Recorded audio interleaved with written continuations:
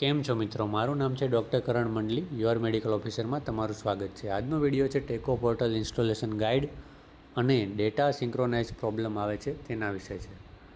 તો સૌપ્રથમ આપણે ગૂગલ ક્રોમમાં જઈને ટેકો લોગિન સર્ચ કરશું અને આ પહેલી વેબસાઇટ જે આવે છે teco.gujarat.gov.in પર દબાવશું એટલે આ પ્રકારની વેબસાઇટ ખુલશે. ઘણીવાર ખુલવામાં વાર લાગે છે, વિડીયોમાં વાર ના લાગે એટલે મેં ટૂંકમાં બતાવ્યું છે. ડાઉનલોડ મોબાઈલ એપ્લિકેશન એ લખેલું છે, બરાબર. ન્યૂ ડાઉનલોડ મોબાઈલ એપ્લિકેશન અહીં દબાવવાનું છે. લોગિન તમારા આઈડી પાસવર્ડથી અહીં લોગિન નથી કરવાનું. CHO MPW FAW માટે એપ્લિકેશન છે, તો એપ્લિકેશનમાં જ તે ડેટા એન્ટ્રી કરી શકે છે. તો અહીં ડાઉનલોડ મોબાઈલ એપ્લિકેશન 22 સપ્ટેમ્બરે નવું વર્ઝન આવ્યું છે. તમે અપડેટ કરી દીધું હોય તો જરૂર નથી, પરંતુ અપડેટ ના કર્યું હોય તો અહીંથી અપડેટ કરી દેવાનું, ડાઉનલોડ આપી દેવાનું. ડાઉનલોડ આપી દો એટલે તમારા ડાઉનલોડમાં આ પ્રકારનું વર્ઝન આવી જશે. હવે અહીંથી તમે જ્યારે ઇન્સ્ટોલ આપશો તો ઘણીવાર ઇન્સ્ટોલેશન નથી આવતું, બરાબર. હવે હું અહીંથી તમને મારા સેટિંગમાં જઈને ઇન્સ્ટોલનું ઓપ્શન બતાવું. ઇન્સ્ટોલ સર્ચ કરવાનું સેટિંગમાં જઈને, ઇન્સ્ટોલેશન સોર્સ, બરાબર. હવે જાણે કે મારે આ સોર્સ બંધ હોય, ક્રોમ અને વોટ્સએપ. ઘણીવાર વોટ્સએપમાંથી તમે આ એપ્લિકેશન ડાઉનલોડ કરી શકો તમારા ગ્રુપમાં આવી હોય તો.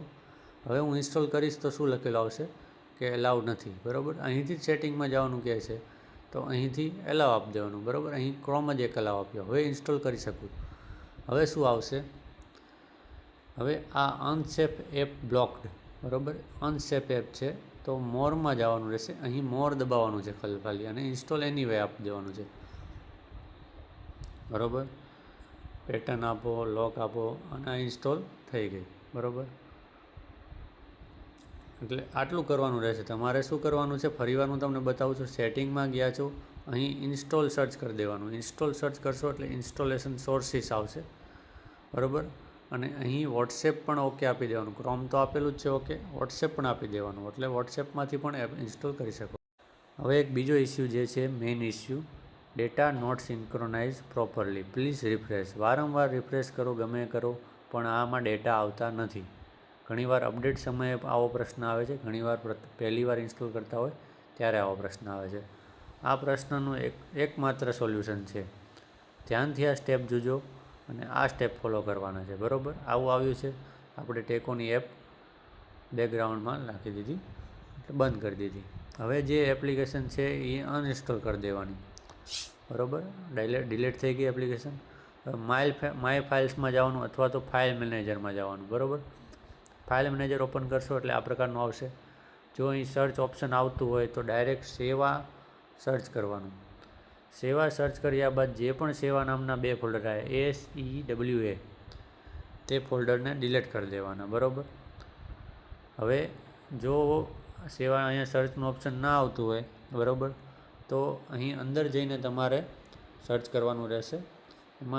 એમાં સેવા નામનું ફોલ્ડર આવી જશે, બરાબર.